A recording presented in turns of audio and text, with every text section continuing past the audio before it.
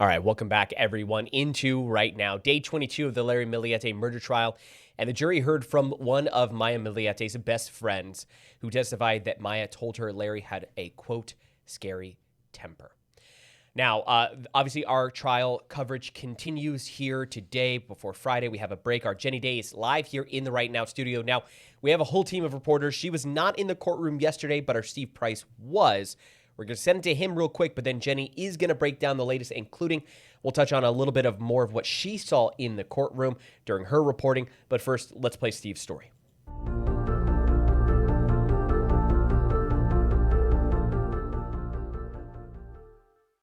Courtney Nixon and Maya met at work and quickly became friends, such good friends that Maya shared with her details about her crumbling marriage. Jurors heard all about that today, but what they didn't hear is what happened right before lunch. Maya Millete's brother-in-law, Richard Droulet, left court Wednesday after being admonished by the judge, accused of flipping off Larry Millete during a break and making faces at him. The judge told him if it happens again, he'll be kicked out of court for the rest of the trial. Meanwhile, today on the stand, jurors heard from Courtney Nixon, one of Maya's best friends. She said they were very close, hung out at happy hours, the beach, and were part of a chat group called Work Besties 2.0. Courtney testified that starting around 2020, Maya confided in her about her deteriorating marriage. Maya brought up divorce, but worried about her kids and the effect it would have on them. They also had a lot of conversations over text and social media chats where Courtney told Maya that she needed to think about herself too, and that separating for several months could help rebuild the relationship. Courtney also testified that Maya felt smothered by Larry, that he accessed her passwords and read her private messages, even blocked some of her friends who he felt were sabotaging their relationship.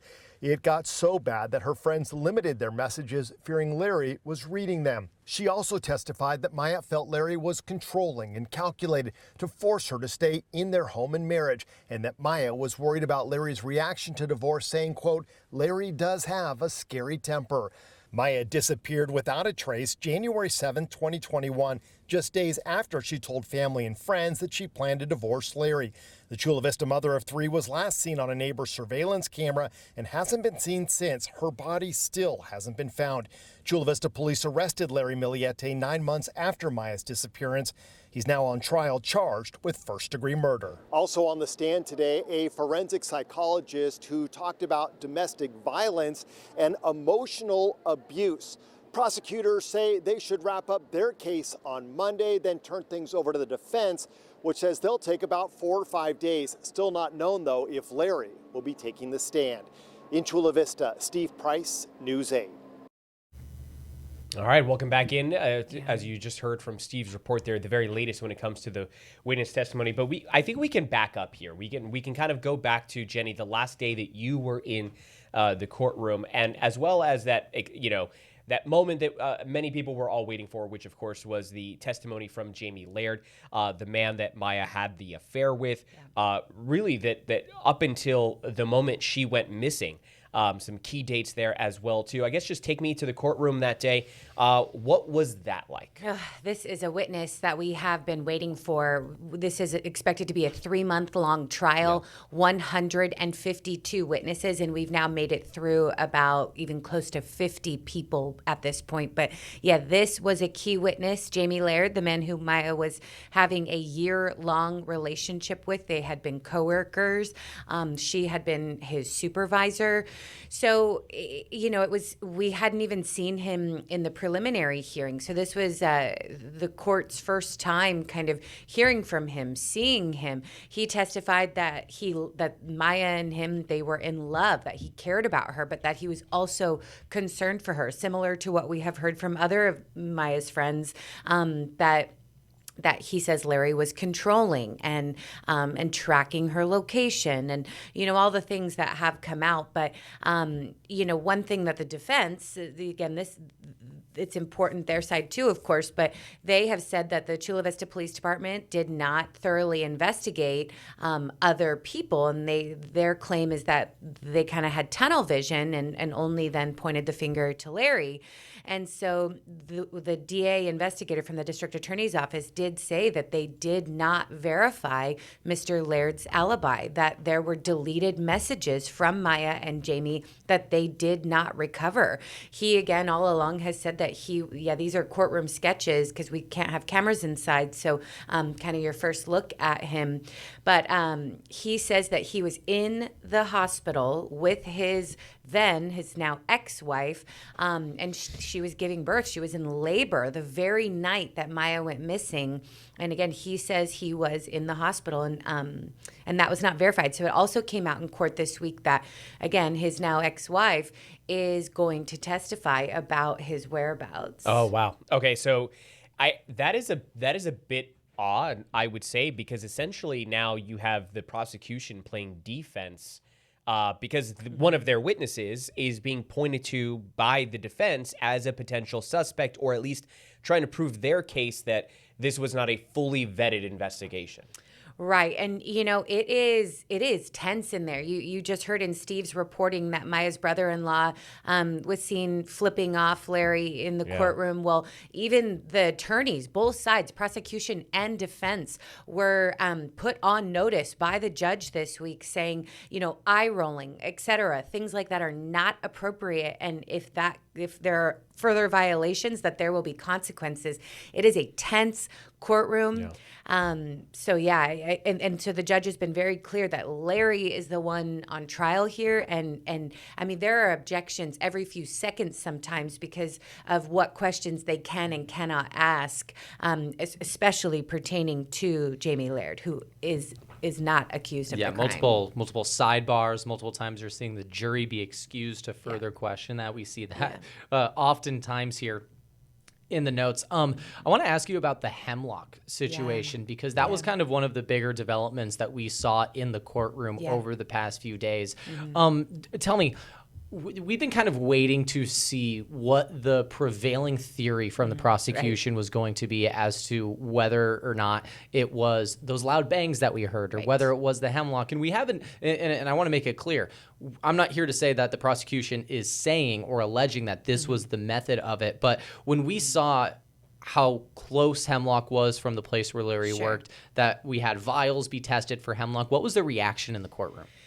I will say there's not a lot of reaction. I think the jurors are doing a very good job just taking it all in and absorbing it. Larry also, I mean, even when all the spell casting stuff is coming out, he is just does not show much emotion, in my opinion. But so when Hemlock, I'll back up, is this poisonous plant. It's found all across the U.S. and yes, even here in San Diego County, it's abundant in our canyons. And like you said, it is near the Balboa Navy Hospital. And so they did say that Larry had asked about it. He had searched for it. And the prosecutors say that there was a small vial of it found in the Millete home. So like you said, they have not pointed and said, this is how Maya died. Again, the defense is even saying there's no proof a murder has even occurred.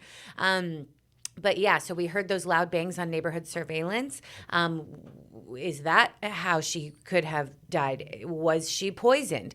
We really just don't know. So I'm still kind of curious how they're going to put a bow on this, how they're going to button this up, because they have dangled different things, but we really just still do not know. It's just devastating. And it does, and as Steve pointed out there, it does appear that they are sort of wrapping up their case, and they're getting closer to resting. We heard from more of Maya's friends, as well as some, as he pointed out, some forensic other types of investigators who pointed to potentials of mental abuse and emotional abuse and so forth like that.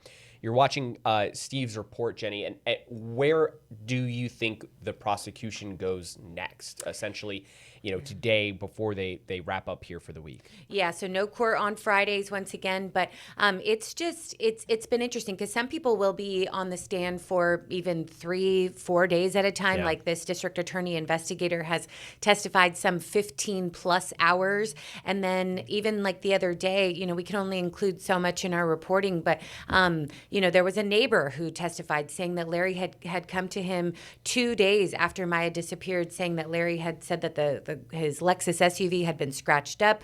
Can he do some repair and paint work? Okay, well, what does that mean? They also interviewed or had their cleaning lady on the stand who had worked for the Millietes for 3 years. She testified that she witnessed that they had grown distant with one another. And she was probably on the stand for less than 10 minutes, so it's so interesting. They just keep bringing people into the mix. They had 2 people even from Maya's, she was a part of she loved the desert and loved her Jeep, and she was a part of a San Diego Jeep club, and they had 2 people from that club testify that they had witnessed the bond that she had with her children, and that they had future trips planned, kind of pointing to the fact that Maya would not have left on her own, and that she was just a really outgoing and lovely lady.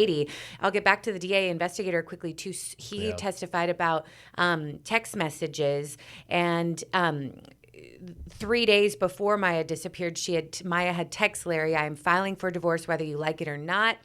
The very day that she disappeared, Larry called out from work telling his boss, "I am not right. I am about to lose it. I will try to come in tomorrow. Today I'm mentally, physically, and emotionally spent." He did not end up going into work that next day. Prosecutors say his phone was off for 12 hours. The car traveled some 200 plus miles. So we just keep more and more information keeps coming out, and our entire community just, no matter what, just wants justice. Yeah. And the truth.